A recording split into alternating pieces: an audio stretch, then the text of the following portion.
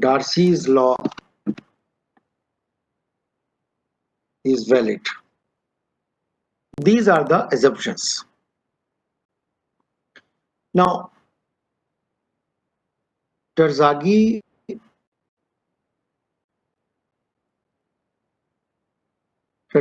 said that flow quantity entering into soil must be equal to the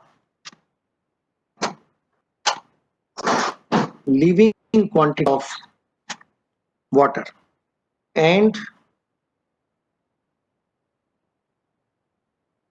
he further said that equation of continuity takes the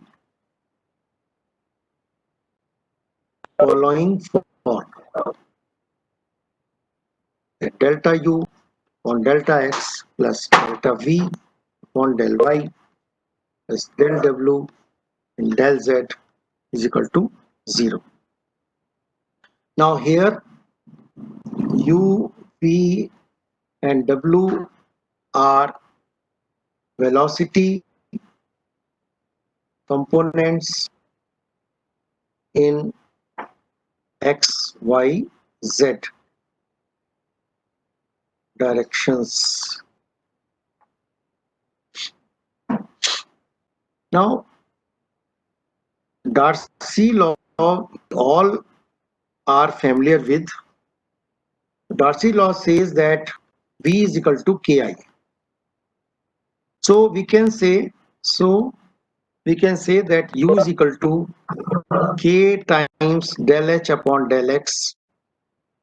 V is equal to K times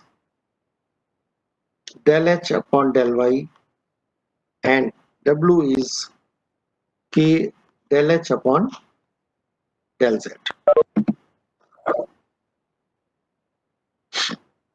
Now, if we substitute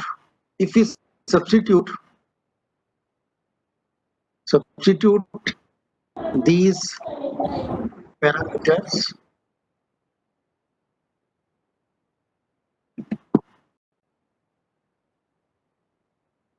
in 1, so it becomes del upon del X into K del H upon del X plus del upon del Y into K del H upon del Y plus del upon del Z into K del H upon del Z is equal to 0. Or we can say that delta 2H upon del X square plus delta 2H upon del Y square plus delta 2H upon del Z square is equal to 0.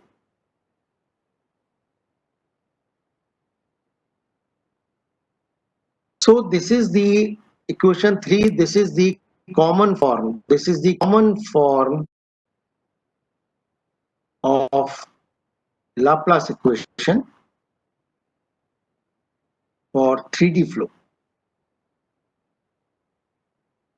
And if you want to express it in 2D, then it will be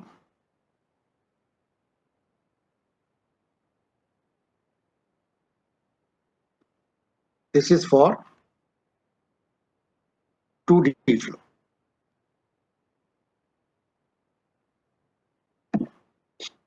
Now, if you see this equation, if you see this equation 4, equation 4, you all are mathematicians, you must be recalling the same thing which I am going to write. Equation 4 represents, two families of curves that intersect at right angles to form a pattern of square known as flow net. So this is the equation for, that represents a, two families of curves intersecting each other at right angle and forming a pattern of square that is called the flow net. So in the flow net, one is the flow line, other are the equipotential lines. Now, what are the flow lines? Flow lines represent path along which water can flow through a cross section. And equipotential lines, these are called lines of equal energy or head. So we should know the basic or fundamental definitions of flow lines and the equipotential lines. So combination of both is called flow net. So the flow net must meet following requirements. Number one, flow lines and equipotential lines must intersect at right angles to form areas that are squares. Number two, certain entrance and exit requirements must be met. Third is a basic deflection rule must be followed in passing from a soil of one permeability to different permeability.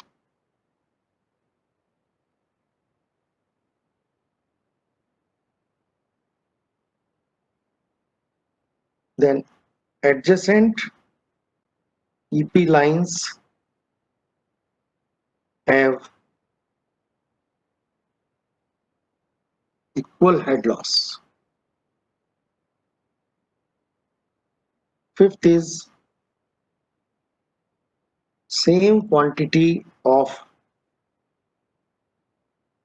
seepage flows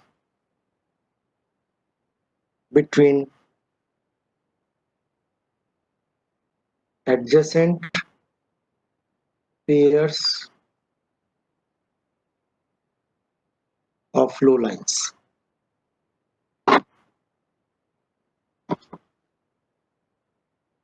So friends, this is the basic definition of the flow net, and the flow net must qualify or must satisfy the above requirements which I have written above.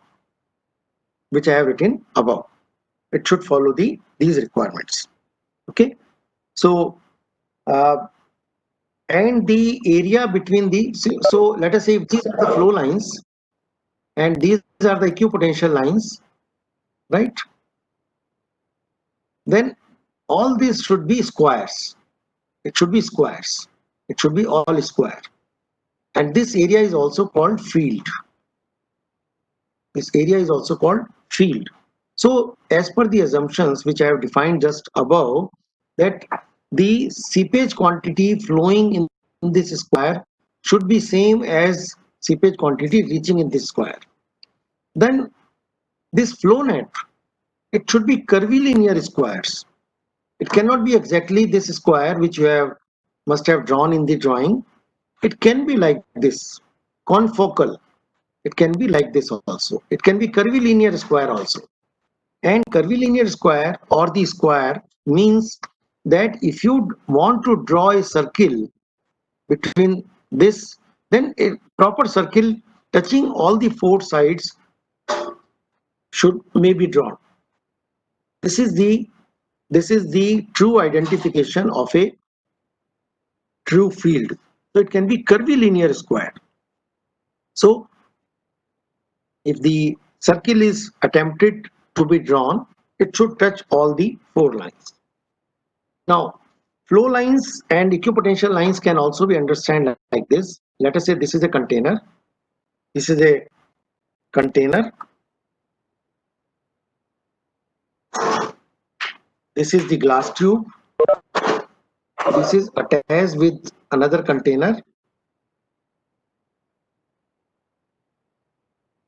Water is flowing. Let us say this is a screen, filter.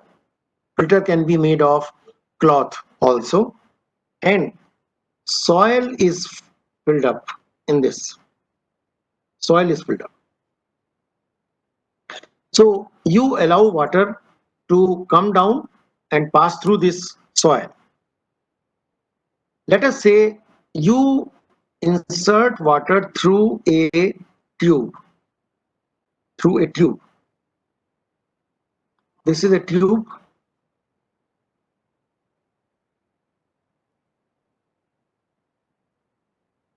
Let us say this tube is only up to here. Say this is another tube.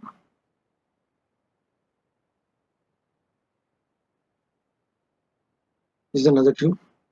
So let us say you insert the colored water.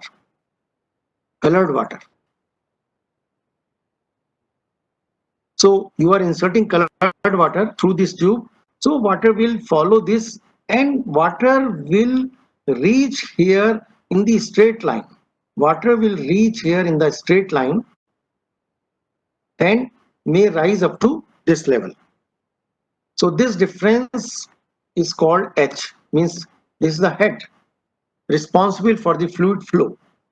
We can also call it the head loss. So why this will follow a straight line? Simply because its boundaries, this is the boundary.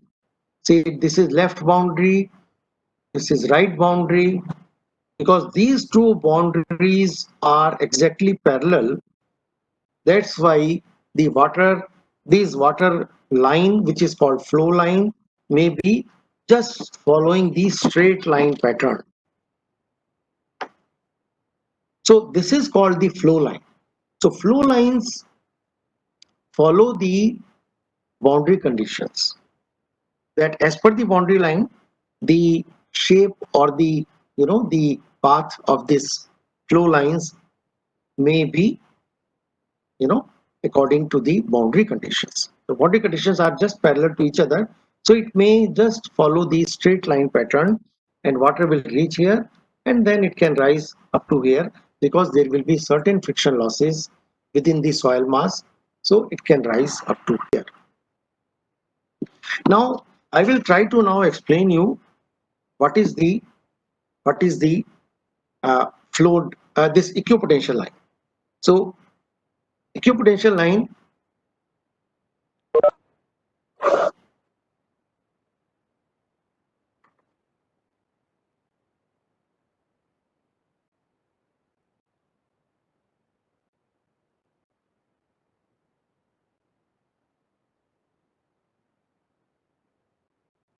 now these are the flow lines. Let us say this is flow line 1, this is flow line 2. It can be infinite number of flow lines. If these tubes were not there, if water was allowed to just flow within the entire soil mass, it would have an infinite number of flow lines. Now I am just randomly choosing, say this is one section, this is one section, this is another section, and let us say this is the this is the energy line, this is the energy line.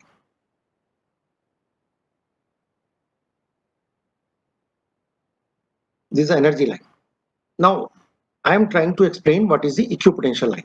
Let us say this is section 1, 2 and 3. If I fix any piezometer on section 1, let us say this is the piezometer, then water will rise up to this level. If I fix the piezometer at section 1, if I fix the piezometer at say section 3, then water will rise up to this level, because here it is less, because as I said, energy losses are there due to the friction. Now if let us say I take section 2, and if I fix a piezometer here, obviously this water will also rise up to here. If I fix another piezometer at this level, then what will happen? At another piezometer also, the water will rise up to this level only. So this defines the equipotential, means along any particular section, if I fix or if I join these this equipotential, means it is equipotential, means any point along this section 2 has the equipotential or the energy. So this is called this is the basic definition between the flow line and the equipotential line. So we can say that if H is the total head loss, we can say that H is equal to number of potential drops into delta H. Delta H we can say is the head loss. Let us say it is delta H1, then this is say delta H2, up to here, delta H2, then up to here, this is delta H3. So summation of delta H1, H2, this thing, ND is the number of potential drops that we can call as the total head loss. If I draw the equipotential line in order to follow the basic rule that the squares must be formed like this. Say these are the flow line 1, this flow line 2, this flow line 3, flow line 4. Equipotential line I will draw in such a manner that these EP lines make a square here, square here, square here, square here, like this. So then I will see that number of flow lines are 1, 2, 3, or maybe here also. So number of flow lines here in this case may be 4. And number of potential drops I will count according to this, right? So 1, 2, 3, 4, 5, 6, maybe 7, 8. So that will be ND. That will be equal to ND, whatever it comes. So this is the fundamental definition of the flow lines and the seepage line. Now, for solving any seepage problems, we have to draw the flow net. And for drawing the flow net,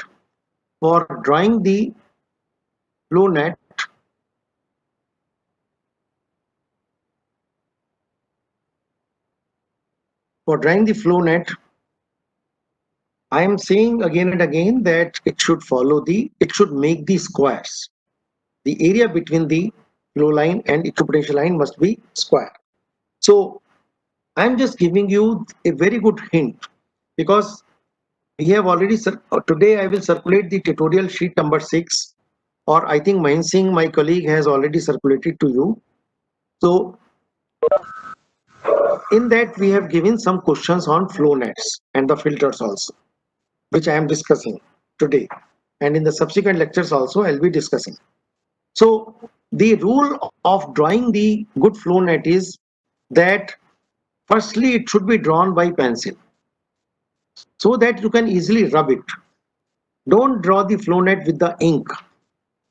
Even if this question is given in the exam, attempt the flow net construction with the pencil, because with the pencil you can erase the thing and make it fine tuned till you get a very beautiful flow net.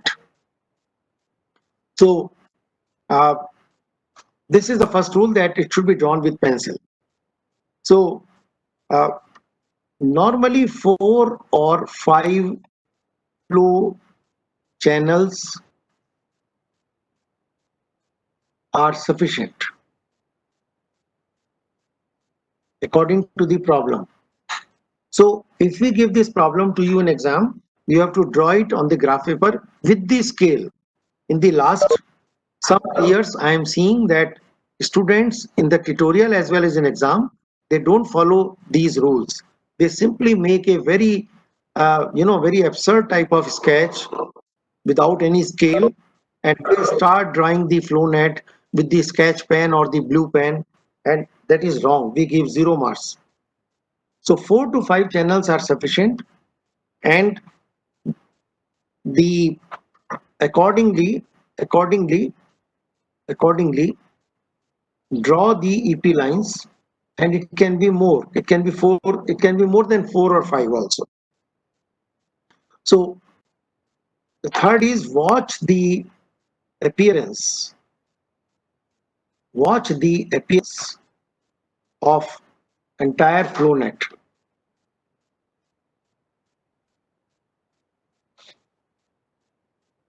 Means you should keep watching the appearance. It should follow the square pattern. So all transactions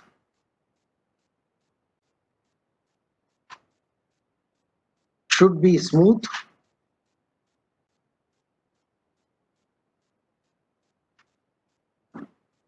elliptical, or parabolic shape, or parabolic shape, right? So these are some the points we should keep in mind. Now the a real life problem. Let us say this is an earthen dam. This is an earthen dam, and in every earthen dam we provide a filter. We always provide a filter on the downstream side.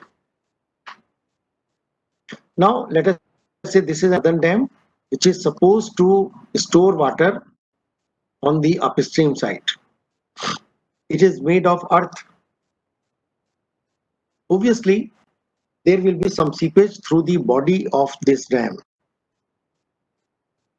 So let us say this point is B, this point is A, and water will seep through this earthen dam body, but most of the water we will take away from here only.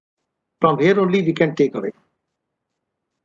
But still we cannot stop the seepage through this dam body.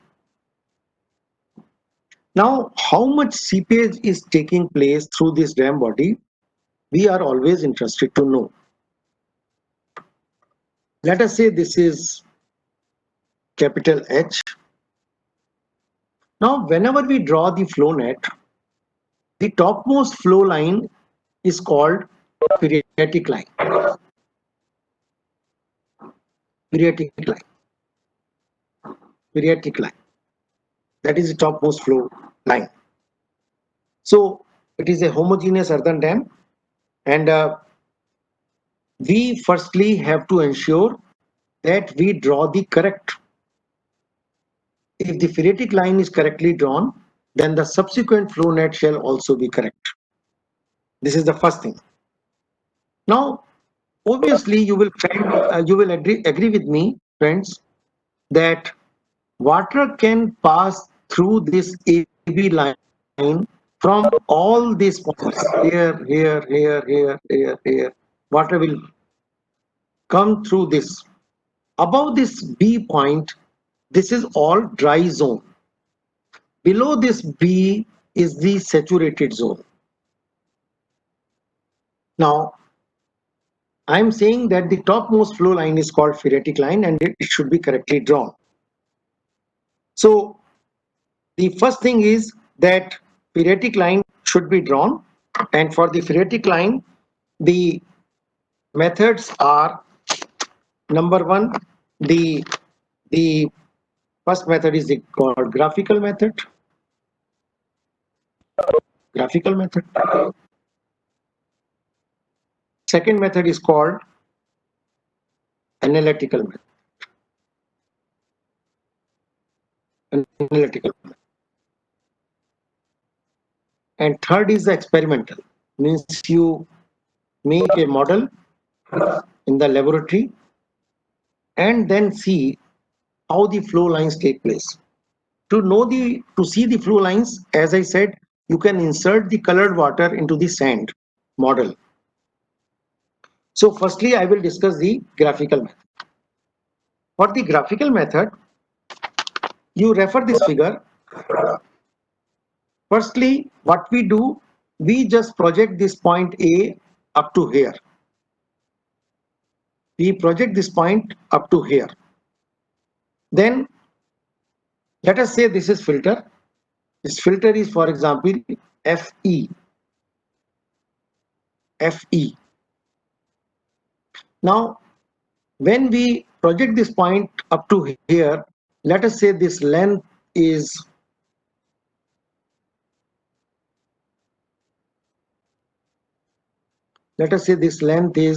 L.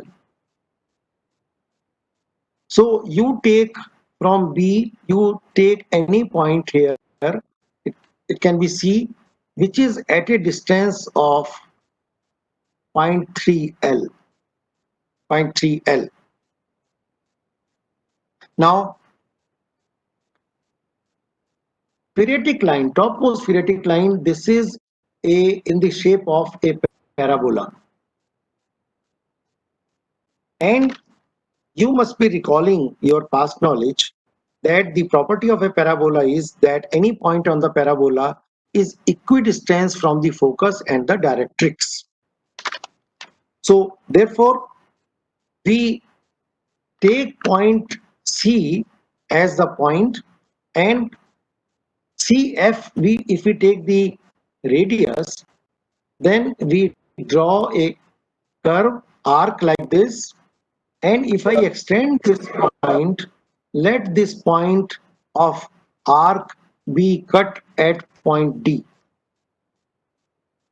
If I draw a tangent from D downward, then this cuts this point, say at H, and this line, you will agree with me, is called directrix. Directrix. So F is called as focus. F is called as focus. So vertical line DH is called the directrix. Excuse me, sir. Yes. Sir, L is the distance of projected A from B, right? Which distance you are talking of? L. Sir, this L. L is the projected point up to here, up to here, Okay, up to sir. here. up to here. And sir, D, this the parabola which we have drawn, Yeah, FD. How did we D get is this point the, D? if I extend this line up to here, see, you know point 3L, Yes, sir. then you take this as the center of this arc, CF as the Okay. radius, you will draw this arc upward. Okay, sir. Then you draw this horizontal line extend wherever it cuts. From this point, you draw the tangent to this arc and let it cut at point H. So DH is called directrix. Okay. Now, in between, just between F and H, you take any point. This is say G. Now your parabola shall start from C and finish at point G. Now to draw the parabola, you will use the fundamental property of the parabola, which I have already defined, that any point on parabola should be equidistant from the focus and the directrix. So you choose any point from F, let us say at X distance. Now directrix is up to H. So let us say from H to F, say from F to H, this distance from F to H is, for example, F to H is, let us say, S. So X I have already defined. This is any point, say Q. Now you draw a vertical line along Q.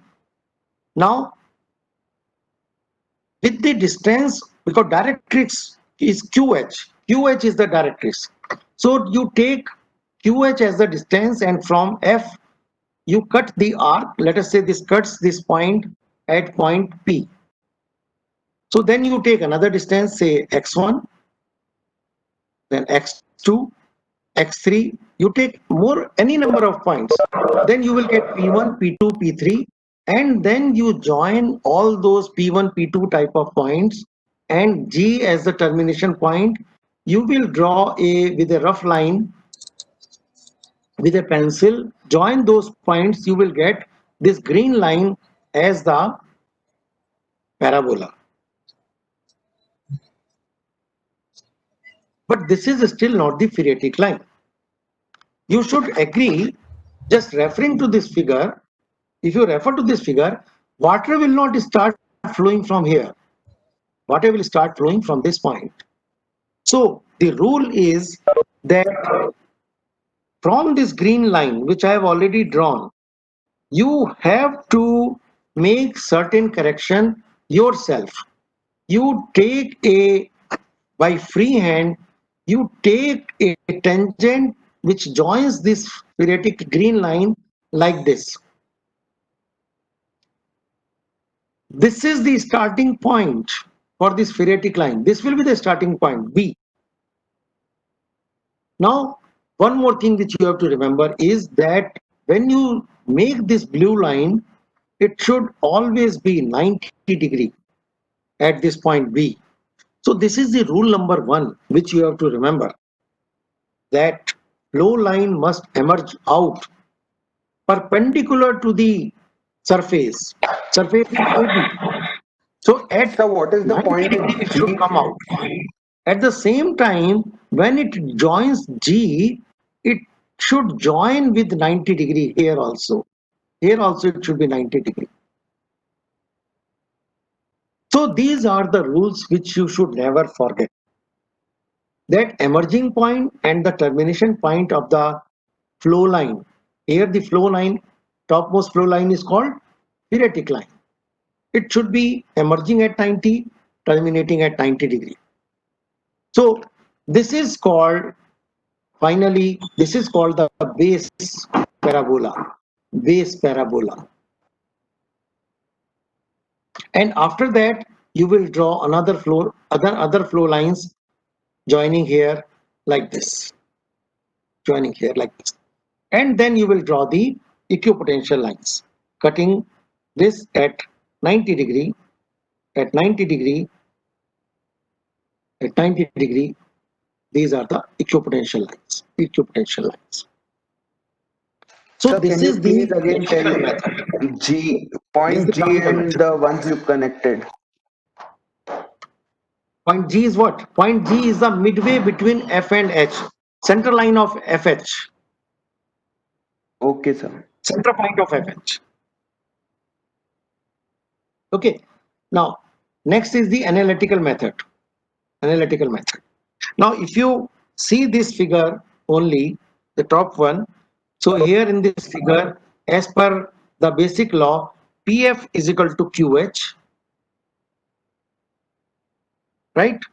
Hence, we can say that x square plus y square root is QF and QF plus FH,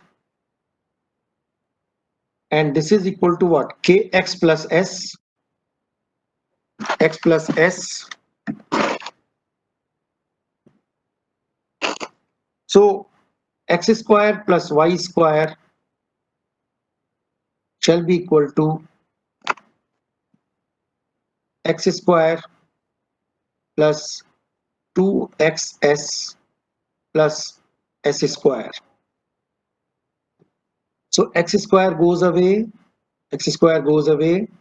So you are left with x is equal to y square minus s square upon 2s, or y square is equal to 2xs plus s square.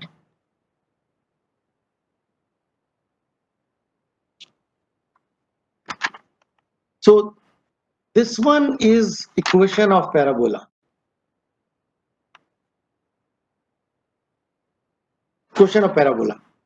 So you can take different values, take various values of x, determine values of y, and plot parabola. So now distance s. Distance s. How? So this can be determined either graphically or this can be graphically, as I have already explained, or by considering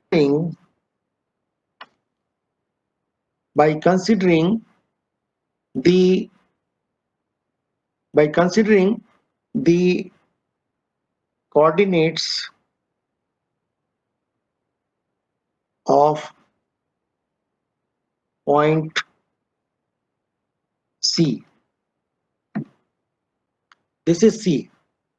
Now let this C distance, this be at a distance of capital D from focus.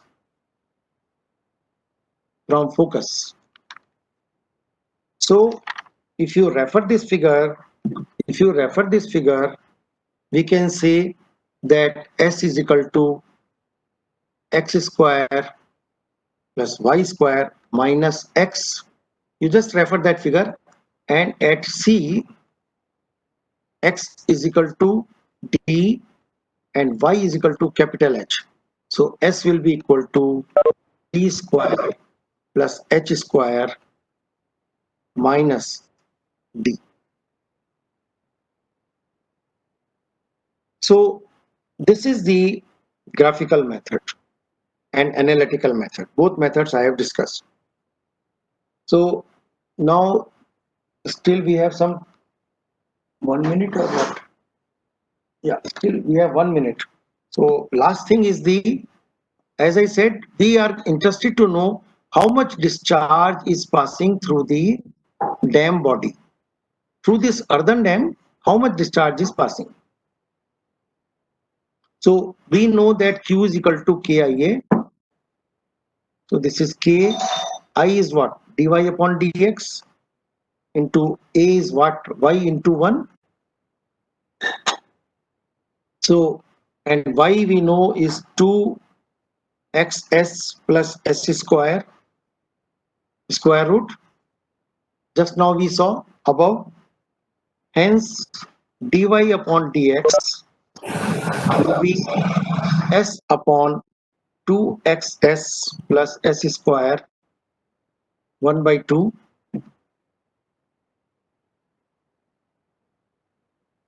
Then you substitute this value, substitute it in Darcy's equation.